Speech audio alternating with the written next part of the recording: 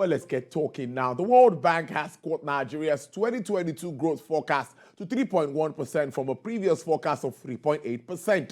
In its latest Nigeria's development update launched in Abuja, the bank said that the nation had to make hard choices or face a worse economic downturn in the months and years ahead. The World Bank said that the revision in growth projection was due to the slow economic growth in the third quarter due to weak performance in critical areas of the economy.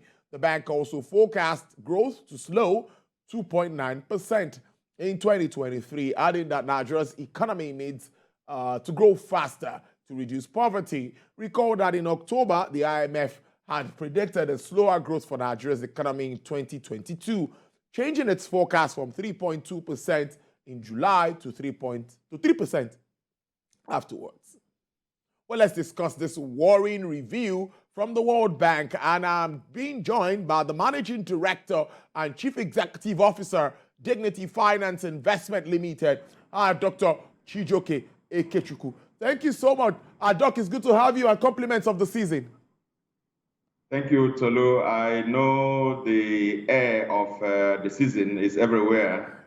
We're also seeing high prices of goods and services because of the season we find ourselves. It's my pleasure to be here. Thank you. Thank you so much, Prof. Doc, yes, I think I'm projecting. So, and as we look at it, it's also an election season, don't forget. So a lot of activities around that space too. We have a lot in the plate. But let's start with this review. From 3.8% to 3.1%. Well, I would say with all of the fundamentals that I see, it was expected. What are your thoughts? Okay, I was also going to start with the fact that it was also expected. We have seen our own environment and our economy, and we know that we should have been growing at a faster rate than what we are growing with today. World Bank on their own has seen that, yes, they've made previous projections, and today, to face the realities of today, is good enough to say we're going to grow at 3.1. But having said this, the fundamentals are looking at us on our faces, and we know that even before we talked about the distortions in supply chain, we already had our issues that were already affecting our economy and the economic growth of the country. We have still, up to today, the insecurity that has been a major bane in the growth of our country. We have not seen situations that are going to improve that condition right now, probably except we see what happens by next year after the election. We already know the inflation rate has been up and growing up because of the exchange rate we have in the country, and which has affected a good number of things. And that exchange rate is still not coming down. A lot of production capacity of the country, a lot of importation is no more going on just because of that. Many factories have actually shut down because of the exchange rate, because they can no longer cope with the cost of production. And so these are all the issues that are already causing our own economic issues before the distortion we talked about, the global distortion going to happen. And of course, like you mentioned, the election year is here. Usually when that happens, a lot of investors will just watch and stay and watch until the outcome of the election happens. If there is an outright victory and there is peace, of course, they can start investing again. But I know that around this time, anytime there's going to be election, investors are going to just watch and see what's going to happen. And the fact that we're also in election year, a lot of investments, local investments, foreign investments are going to be reduced. Payments of contractors may be distorted because monies are going to be channeled through towards the election and many things like that. So we expect that, we don't expect that the economy will grow more than this. And of course, our GDP growth is distorted, the more the per capita income is distorted. Of course, as a country that is the largest economy in Africa, we don't have a good GDP per capita to go with it. And this is just why the poverty level of the country has remained so as against some other countries that don't have a very large economy, yet they are doing better than us in GDP per capita. These are some of the things we expect that will affect our growth trajectory. Interesting stuff. Now, in this report, let's talk about what the World Bank is harping on now, that some hard decisions must be taken. Let's speak around these hard decisions. And for me and you know that one of it is sustaining subsidy. Now, I take that in two ways. Taking away subsidy, what is left for the common man? Because I have to always talk around that, because many would say, let subsidy go, let subsidy go. What happens to the man on the street when subsidy goes with the present situation? So what do we do if we have to take these hard decisions? How do we take it?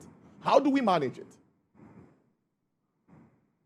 Yes, it is a major concern to an average person in this country. When subsidy is removed, we expect that the economy of the country is going to look more robust. In that way, all the monies that would have gone to subsidy payment will actually be deployed to some other projects in the country. But like you said, an average obviously suffer because a lot of things would depend on the usage of petroleum products. And if it is so, you see that a lot of things. Of course, if we had very good transportation system like we can have in some European countries and in fact some developed economies, where people don't have to wait to own cars before they move around, then we won't have any problem. People will just rely on the public system, transportation system, to underground train system, the bus systems like we have in UK. We won't have any issue. But the fact that goods and services must move in order for us to have a existence is the worrisome aspect. And once that price of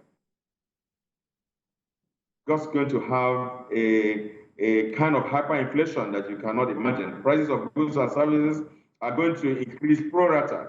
And if that happens, an average man will have very little disposable income, even if he earns an income. So we already have a troubling number of people living with poverty today. If their problems and their problems are expanded because of the high cost of petroleum products, then we have a lot of things that are going to happen. Criminality is going to increase. A lot of vices are going to increase because poverty is just going to remain and it's going to increase. So, but that is just one decision the country has to take.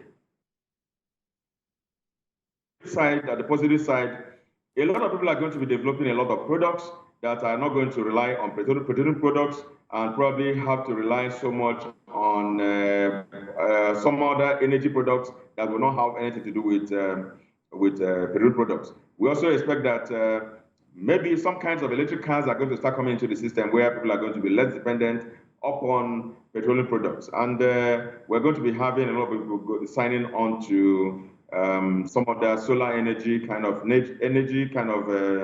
light and other things. So I'm sure it's also, on its own, it's also going to bring some kind of innovations and some kind of discoveries. And, Nigerians are resilient people.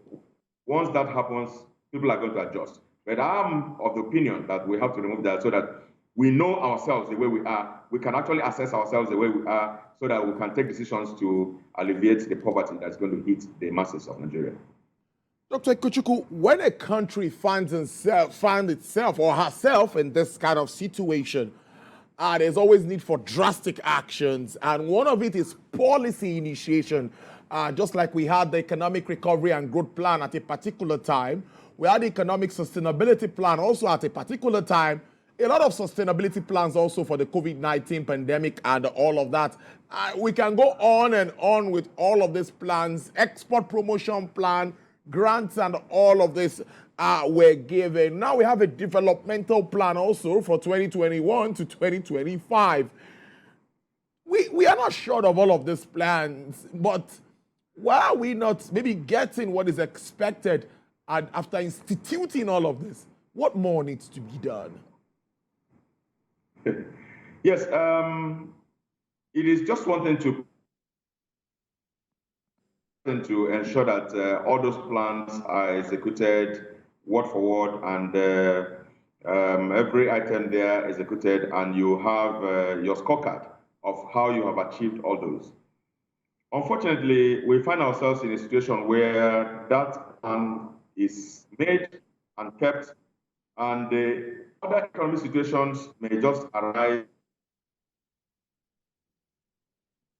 And so you see distortion even from the beginning of that particular plan. Even in small organizations and companies and firms, they make 5-year development plan. You see a whole lot of distortions happening just because those things were not put into play. For example, in 2020, we had COVID-19, and that came, and nobody planned for it. Every plan, every institution made, every plan, every country made, never considered whatever impact the COVID thing would have on the country or their companies. So that is just why we have all these issues. Today, I'm sure at the beginning of the year, nobody ever planned that there was going to be a redesign of the Naira.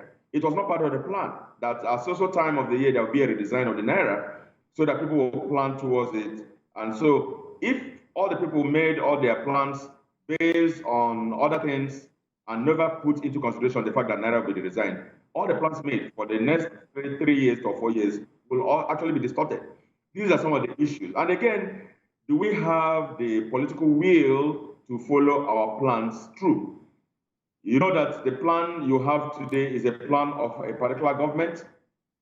It's not a plan of the state governors, and state governors of different political parties have their different plans that are not aligning with the federal government plan. And even if it was going to align with the federal government plan, these are state governments in different political parties that don't want to align with a plan of another party. These are the kind of distortions we have in the system. And these are the things we need to address to ensure that once there is a plan by the government, every state has to go with that plan. And again, we follow it through.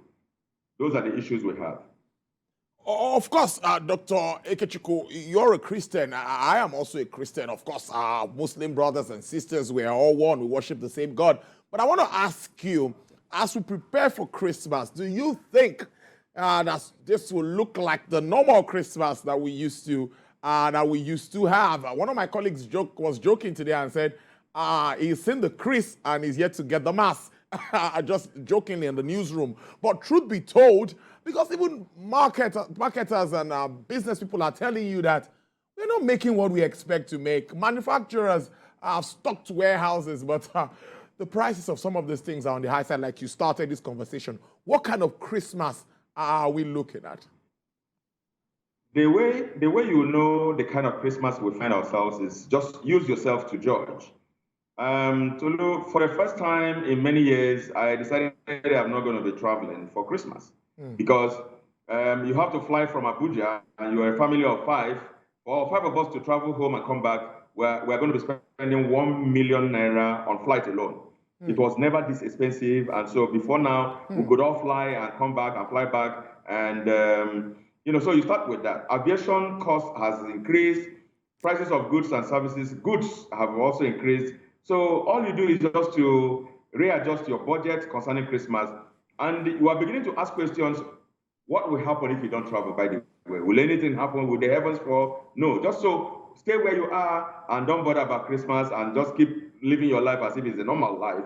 I have asked a good number of my friends that are here in Abuja. None of them say they want to travel. Everybody is adjusting to say, I'm not traveling, I'm not traveling. And so that will tell you the kind of economic situation we have found ourselves.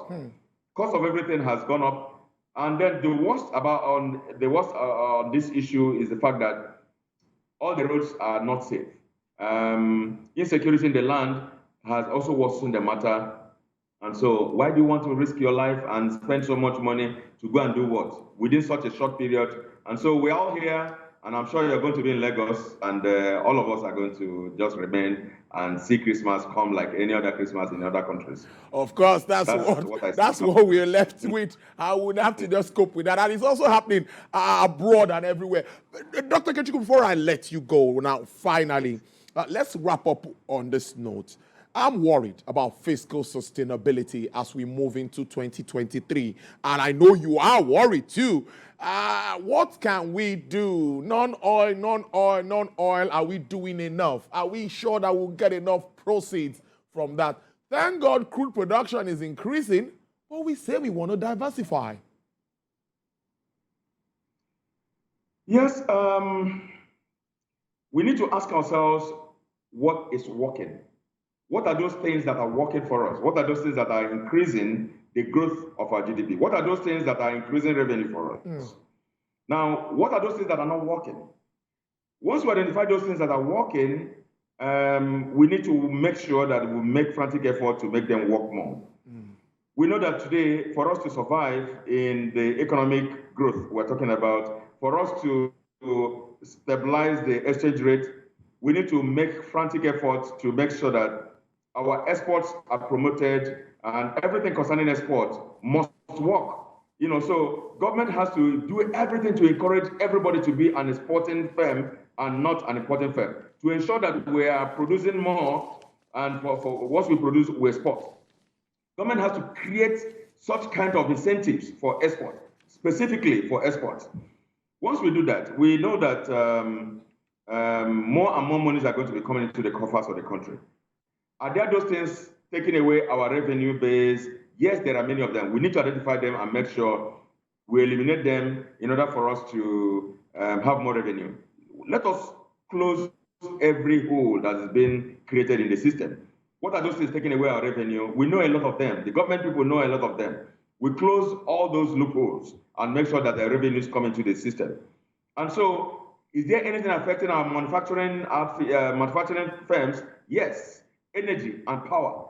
Is it a problem that cannot be solved? No, it can be solved. So what are we doing to solve those problems?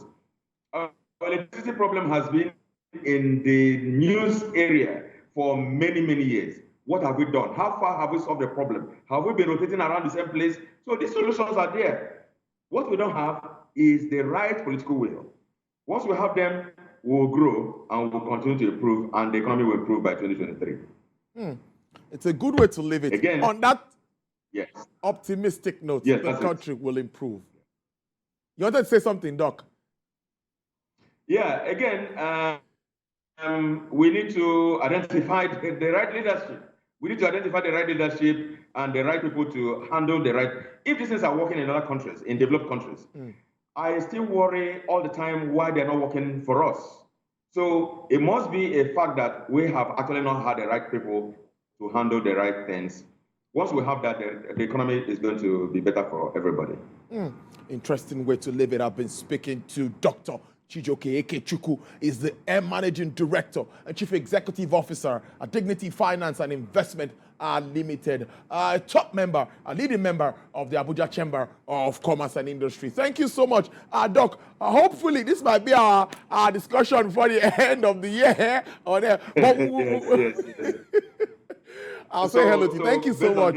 I wish you a very good season. Hopefully, all of us are going to see ourselves again in the new year. I wish you the best this season and after. Amen. Thank you so much, Doc. I do have a great time.